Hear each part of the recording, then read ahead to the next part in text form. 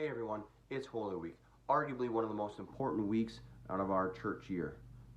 And we're here to talk to each other about what that means. Okay, what does Holy Week entail? Why is it so important? And what do we have to look forward to? First off, we got Holy Week here, and we're approaching the end of Lent. What does that mean? Okay, we're nearing the end of our 40 days. Our Lenten fast, our Lenten journey is coming to a close. I hope all of you have had the opportunity to grow closer to God. I hope all of you guys have been able to appreciate and enjoy this Lenten season. I know there's been a lot of distractions, but I hope that hasn't detracted from Lent as a whole. To be honest, this is going to be a lot different than any other Holy Week we've ever had. Why? Because of this whole COVID-19 coronavirus deal. Okay, and so that means we're going to have to make alterations to our traditions, right? I'm going to touch on that shortly as soon as I explain each of the days and kind of what they are to the church and what they entail. Okay? So, for starters, Holy Thursday, right? It kicks off our Easter Triduum. Okay? And Holy Thursday, for those of you that don't know, is the feast day or the day that we celebrate the Last Supper. Okay? The Last Supper, is when Jesus got together with his apostles and some of his disciples, and they began to celebrate, it would have been Jesus' Last Supper. They didn't call it the Last Supper. They would only call that later when they realized it was Jesus' Last Supper. But they had this special meal that the Jewish church celebrates called Passover. And it was a big deal. People from all around Israel came together to Jerusalem to celebrate this feast.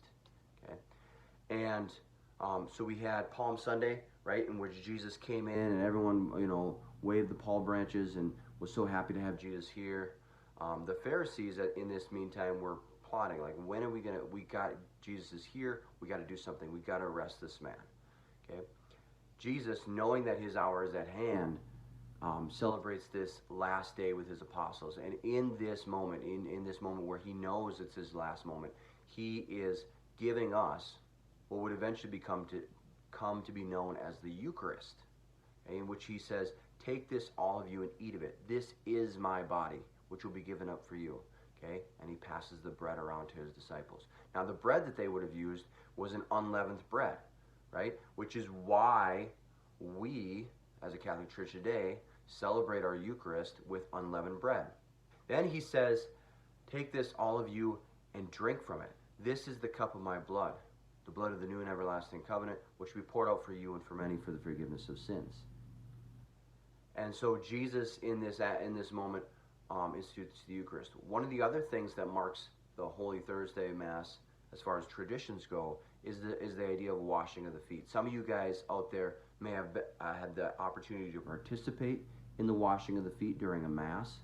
And the reason that the Church does this is to remind us and remember that what Jesus said at the Last Supper before they began to eat. It was very natural for a lot of Jewish custom to wash yourself, to cleanse yourself, because they lived in a very arid, dry country full of a lot of sand, and so it was very natural you come into someone's house to want to wash your hands before eating, right? And they would they would have their feet washed too. And so Jesus, taking the role of the servant, right, goes to shows that he, as the master, the teacher, is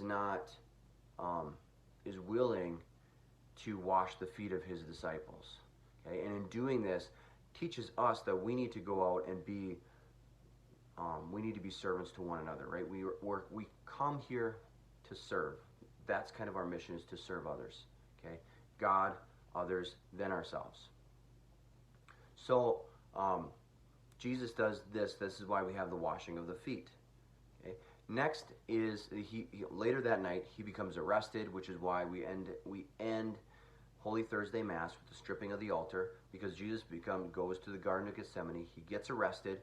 Okay, then he is charged and eventually crucified, and that is which leads us to Good Friday. Now it's kind of a dual meaning type of word. We say Good Friday, right? We know that Jesus' death, now we understand that Jesus' death was a necessary part of our salvation, and so we can say that it is a Good Friday but it's also really sad. It's a really solemn day in which it's the only day out of the church year that we actually don't celebrate Mass. We have a church service, okay, but there's no actual Mass said. And the reason being is just to honor Jesus' sacrifice. The altar is stripped. When we do go into church, right, we see that there's nothing there. It's a really simplified service. We offer prayer, and we have the opportunity to venerate the cross. Okay. Then Holy Saturday is that day of waiting, that day of just anticipation. You know, the disciples had to go through that. Think of how Mary would have felt.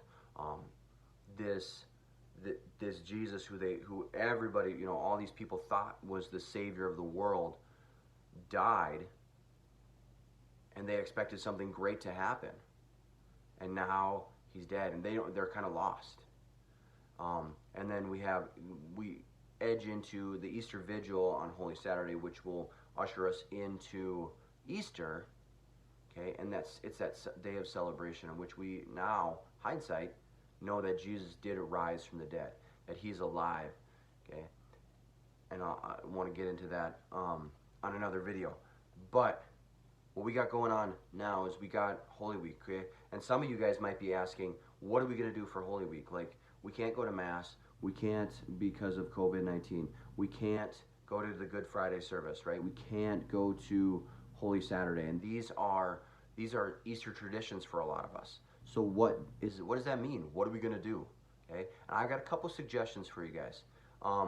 So been kind of in touch with with doing a lot of other churches and stuff, and a lot of people are going to be broadcasting the Mass. So one of the things I recommend you do with your family, if you're not already doing it, is get a chance to watch a televised Mass for these times. Now, I don't have all the times in front of me, so you're going to have to do a little bit of work on your own to figure out when these are. I know we're going to probably be posting them on Facebook as soon as we know when some of them are. Okay? But, so get a chance to watch them. One of the coolest things I think that we can do as families to make this a really intimate tradition is, like on Holy Thursday, when we're celebrating the Last Supper, wash each other's feet. Like, take that opportunity to wash the feet of, maybe it's your mom or dad, maybe it's your brother or sister, right? We're taking that opportunity to wash each other's feet. How cool is that, to serve and to be served by the members of our family? I think it's a really spiritually enriching moment that we can do even within our own homes. Okay, and then Good Friday, right? We're tuning in. We can tune into a church service online on YouTube or Facebook Live. Some churches are using Zoom, whatever it is. Those are out there. Okay, but what can we do to make it more spiritually enriching at home? Okay, and one of the things I think that would be fantastic, if you have a cross, if you have a crucifix at home, right, to venerate that, right, have that out there, just like we would do in church, right, and take the time in your own home to venerate the cross, kiss the crucifix, right, kiss the foot of the cross, touch the cross, right, and kneel and genuflect before it, no different than we would treat it in church, but you're doing it in your own home. And I think that is a great way to bring those Easter traditions that we're so used to having in church to our homes, and keeping those traditions alive. And then lastly, with Holy Saturday, for those of you who make it a tradition, I know my family goes to Mass on the Easter Triduum, or for Holy Saturday, and my kids absolutely love the candle service. And it's a long Mass, but my kids love it because they get to light candles, and the whole church is lit up with candles, and it's a beautiful service. There's a reason that I think it's an amazing thing, an opportunity to go to. But since we can't do that, one of the things we can do is participate as best we can. Maybe read the readings together as a family. There's, I think, 8 of them out of the Old Testament, and then 1 out of the New Testament in your Gospel reading. And then you also can follow along with the church service and do your own lighted candle service. Celebrate Christ's light in that way. And that's really why we have those on Holy Saturday, they bring in the new Easter candle. They bless the fire, which then blesses the Easter candle. They use the blessed fire to light the Easter candle, and then they take the Easter candle, with the blessed fire, and then they light all the candles throughout the church, symbolizing Christ's light. Right? There was the one light that was Christ, Jesus, Son of God, and that Jesus has given that task kind of to all of us to be that light. So, hope you have a great Holy Week. I can't wait to talk to you guys after Easter and talk about how amazing of an Easter it is. Again, if you have any comments, you want me to talk about anything, leave comments. Let us know if there's something that I can kind of help you enrich your spiritual life in this trying time of the coronavirus and that COVID-19 stuff. So God bless all of you. I'll be praying for y'all. Take care and have a happy, blessed Easter.